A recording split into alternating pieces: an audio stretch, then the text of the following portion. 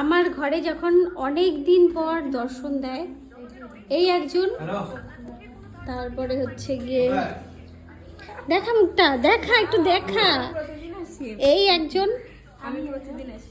দেখা যাচ্ছে না তোকে, এই একজন, এই একজন আসছে এ তো আমার থেকেও মানে আমি আসার মানে 1 মাস 1.5 মাস আগের থেকে আসতো না।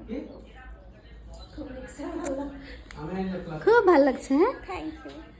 আমরা সেই এখন আমার দিয়ে টাকা আমরা সেই হ্যাপি এতদিন পরে আইসে না, আমরা খুব আনন্দের সঙ্গে আপনার ক্লাসে দিদি আমাদেরকে সেই মাইট দিছে। আমরা ভীষণ আনন্দের সঙ্গে আপনার ক্লাসে মানে ম্যামের ক্লাসে জয়েন করলাম।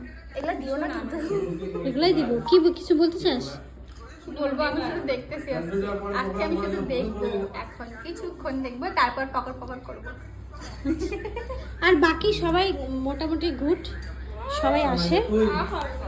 এই একজন, আমরা বুঝছিলাম এটা মিথ্যা কথা, আমি খেলবো না। গাইস আমাদের ম্যাম খুব কিপটে, ঘরে একটা ফ্যান চলছে তাও নড় বড় করছে, হাত দিয়ে হাওয়া খেতে লাগছে। আমাদের ম্যাম ভীষণ কিপটে। আচ্ছা আমি কি ভোল্টেজ কি করে বাড়াবো? টাকা পয়সা দিলে ভোল্টেজ বাড়ে? হ্যাঁ, একটা এসি লাগাইতে লাগতো না, একটা এসি বা একটা কুলারের ব্যবস্থা করলে আমাদের ভালো হতো। কিছুদিন পর যখন ঘর পাবো তখন এসিটা ভেঙে নিয়ে যাবা। কেমন আইডিয়া লাগলো?